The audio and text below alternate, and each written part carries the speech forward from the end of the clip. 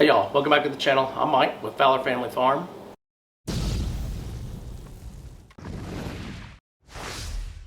I am on the farm today, but I'm not doing a farm video. I'm actually going to build a handicap ramp for my dad.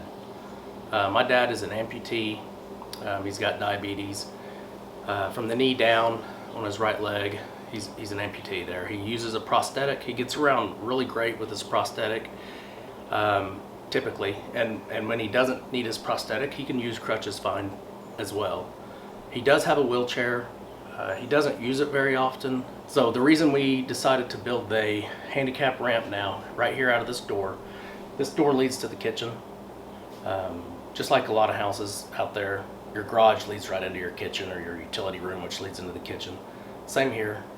This door is 31 inches wide. His wheelchair is 24 inches. So I'm going to build a 31-inch wide ramp that's 9 foot long and it's 14 inches high. So we saw a need for this ramp because the other day my dad fell. He had his prosthetic on. He thought it was on properly and tight. Well, it just kind of fell out from under him. Of course, you can imagine what happened at that point. He fell, busted his head. He had to be rushed to the hospital. No one was here on the farm except him and my brother. My brother had to carry him out to the truck.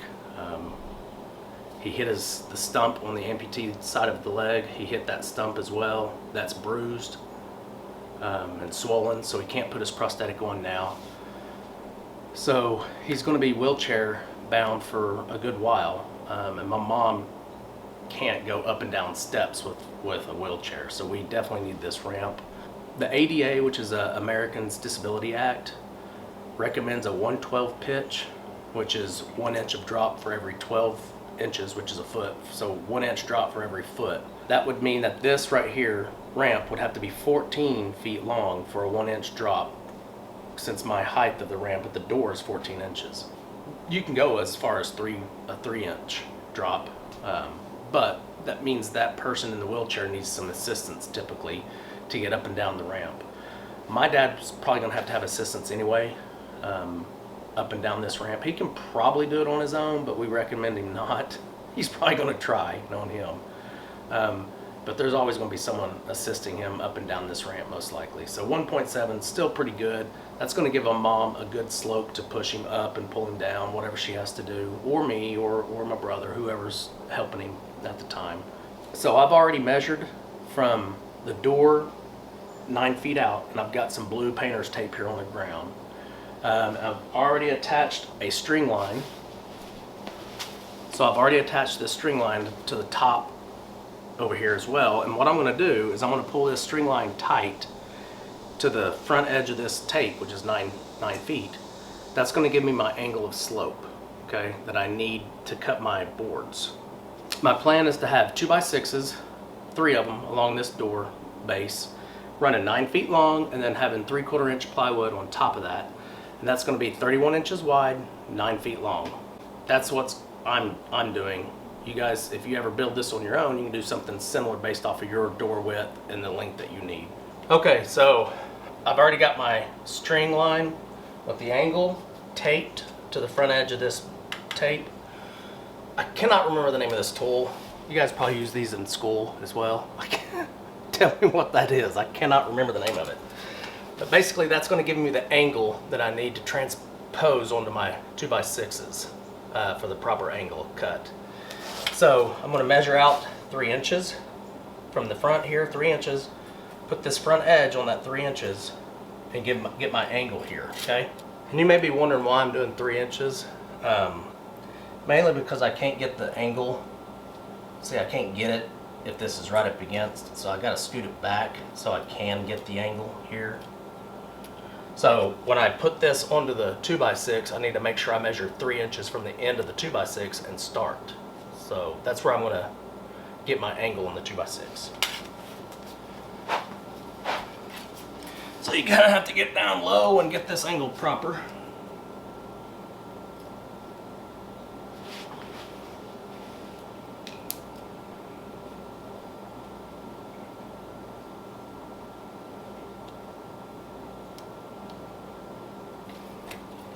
Okay, so I'm taking my 3 inches, measuring my 3 inches right here, So that's where I'm going to take, and this is going to act just like it was on the ground. It's going to be flush to the bottom of this board at the 3-inch mark.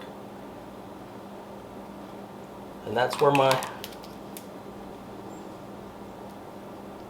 to mark my line.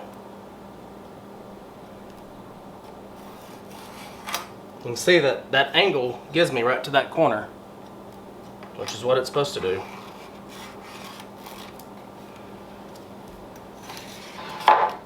Okay, so now I have that angle marked. Let's go outside and cut it. Okay, we're outside in the backyard. You can see the garage is right there. So I'm gonna make my cuts out here. It's 102 degrees outside today, so I'll probably be sweating pretty quick. So I did all this setup, and then I want to explain to you what I did, and then I'm just gonna make the cut. Okay, I'm at my dad's house, so I'm using his tools. So make sure you measure your own. But basically from the saw blade, the side that's gonna cut off the outside side, to the outside edge of this, for this saw is 1 inch, 1 1/8 inch. So I transposed that from my cut line, which is right here. I went over 1.8 inches, okay? And that's gonna cut right on this line.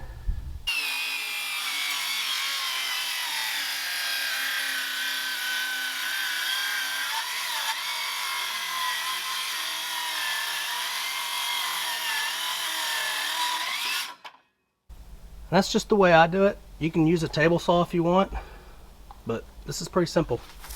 Okay, so obviously you can tell that this is going to be the part that sits on the ground 9 feet away from the door. So I need to measure 9 feet from here, that direction, to get my 9-foot mark, because this is a 10-foot board, so I got to cut off a foot. And when I mark that 9 feet out there, I'm going to use that same tool that I had earlier, that I forgot the name of it, with that same angle, and I'm going to draw an inside angle on that to get that same angle cut the opposite direction.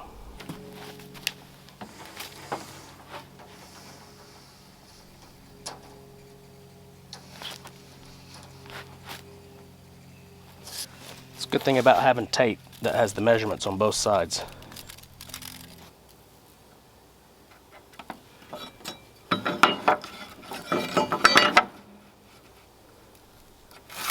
Okay, just like the previous cut, I measured over 1 1/8 to get my straight edge here. This is my 9-foot mark. It's going to be a little short here, the right angle. Okay, you can see how the board is pretty good right here, but it's not flush on the ground because of this right here. So this, I knew this step would be in the way and I'd have to notch it. So I'm just going to come clear of it. And I'm probably going to have to come out about right to there. So I'm going to come up and then an angle, sort of like that. But as y'all can see, I spent 5 minutes out there doing those cuts you just watched, and I'm sweating like crazy. It's 102, like for real, it's hot. So I'm just going to make this cut out there quick, bring it in. Hopefully that's accurate and good enough, because I really just need it to drop. Because I want that edge that you see, the top part of the board, I want it about 3/4 of an inch lower so that my plywood, my 3/4 inch plywood, is flush with that door frame. Okay, this angle is kind of weird for me to be sitting and trying to look in the camera, but as you can see, this is they're kind of where they're supposed to be. I haven't lined them up perfect. I did the other 2 cuts off camera because it's so hot. I didn't want to have to take the time to use the camera and all that. And all I did is once I cut the first one, I traced out the other 2 with the first one. One thing I made a mistake on was I put my string line at the top of the bottom of the door frame there. I should have lowered it 3/4 of an inch because of my plywood that's sitting on top. I don't know why I didn't think of that. Probably because of the heat. I'm going to blame it on the heat. I'm still sweating like crazy right now. So by not doing that, I do have a gap down here now because of that. So I'm going to put wood underneath these at the front anyway, most likely. So that'll probably work out okay since that is the case. And I'm just going to have to bring that wood out a little bit further underneath, and then my plywood will go a little bit further than just at the tip of these right here. So my plywood is 3/4 inch and it's 4x8. So that 8 foot's only going to come to here. But I'm only using 31 inches of the 48 inches. So the other, what is that, 17 inches that I have left, I can cut to fit in right here. So you don't need to buy 2 pieces of plywood if you're only doing like 8 to 10 feet. One sheet will work. I do have a 2x6 right in the middle of where these are on the ground, so it helps support it right here in the middle as well. I'm going to be using these right here. Hopefully y'all can see that. I don't think these are called hurricane anchors. They could be. Anyway, they go in a house in the rafters, basically, up in the attic area. That's what most people use them for. But I'm going to be using these down at the back here. I'm going to make sure my elevation of the top of the 2x6 is where it's supposed to be to put this in there. And then the 2x6 is going to set in here and of course anchor to this, and then this is going to anchor to the wood itself.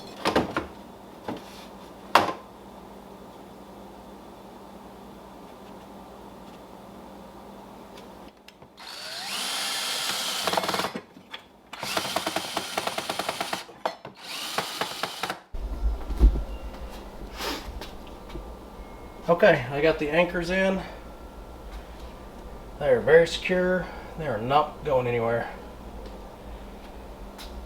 So now, probably in 2 different spots, right in here, I want to make a piece that fits between there and obviously there as well.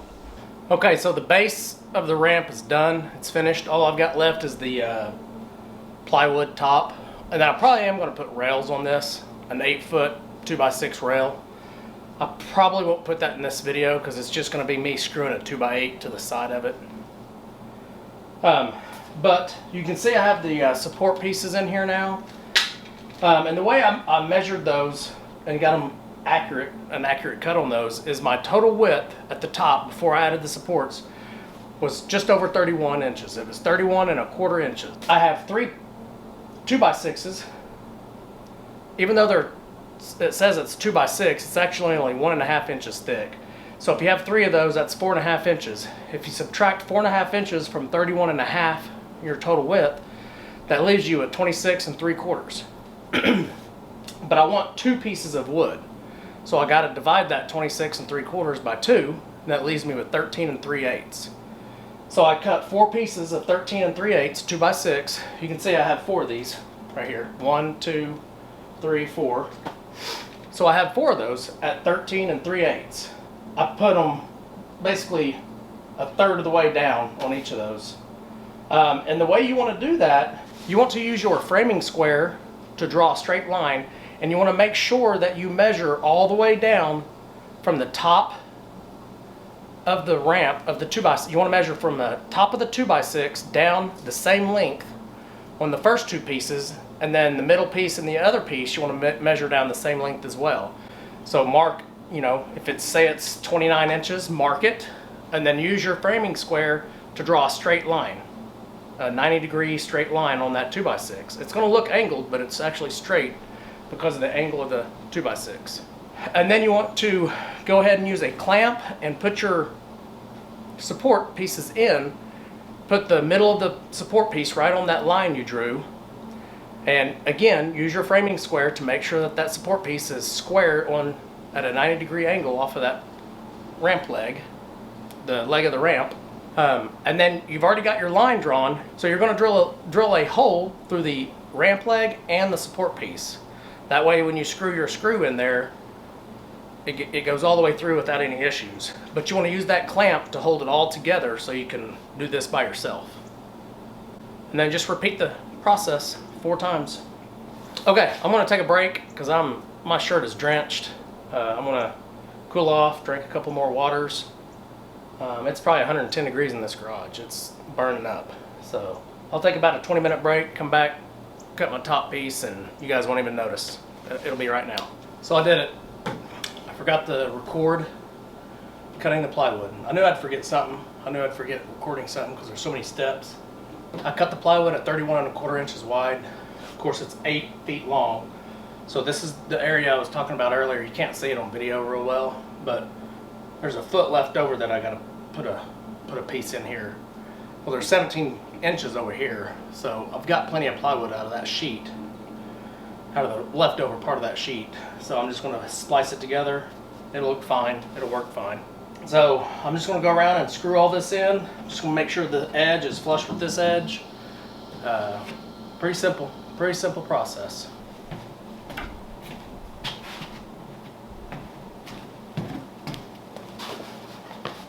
All right, I got a finished ramp.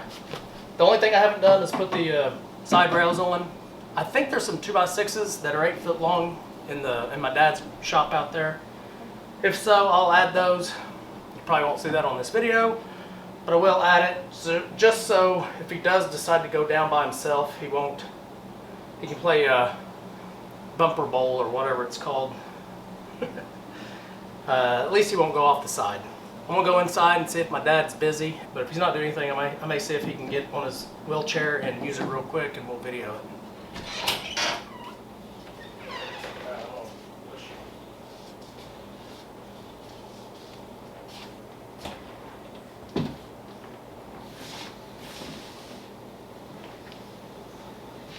You can probably go down by yourself. Yeah. Yep. Let's go up. Right there. That's got a drop off right there. Yeah. I don't know. Let's see what happens. So basically your front wheels would have to come up on it. Yeah. But Meemaw should be able to push you. Yeah. I know. I can't do it. I can't go up myself. I know that. Okay, as you saw, if someone is pushing or pulling the wheelchair, that thing is no problem at all. It's really simple. The only thing I might do is add me a little angle right here in front of the ramp, so you don't necessarily have to like prop him up to get up on this, because it's 3/4 inches off the ground and it's a straight edge. So if I angle that edge, or either put me a piece in front of that that's already angled, you should just be able to push and not have to prop them up on top of the ramp. Other than that, I'm going to add the side rails, and that's a finished product. This is a very simple build. The only thing that's a struggle is the angle. But I would call it intermediate. If you've got some skill in woodworking, you can get this done pretty easily. Altogether, I've got about 4 hours in this, but a lot of that that's actual build time out here, working time. But I would say a good hour of that is because of my camera. So if you were to do this on your own, you could probably get this done in three hours, no more than 4 hours, especially if you have everything set up and ready to go. Well, the reason I built this is for my dad, but the reason I videoed it and put it on my channel is because I know, just like my dad, I've got quite a few subscribers on my channel that are handicapped or disabled. I just want you guys to know that we think about y'all all the time. But I know I've got several subscribers that are disabled or handicapped in some way. So I also know that I've got a few subscribers that have mentioned to me that they're paralyzed, that they have to stay in bed, or they don't get to get out of the house very often because of being paralyzed. And one of the things they enjoy is watching people on YouTube. And this is one of those things I hope they enjoy. I hope they get to see that, you know, a lot of families out there deal with a disability or a handicap. If you're handicapped or disabled, I just want you to know that Fowler Family Farm, we think about you here. We deal with it some here at our own household. So we love you guys, and we'll see you on the next video. Remember, do the good. Fowler Family Farm. Come on.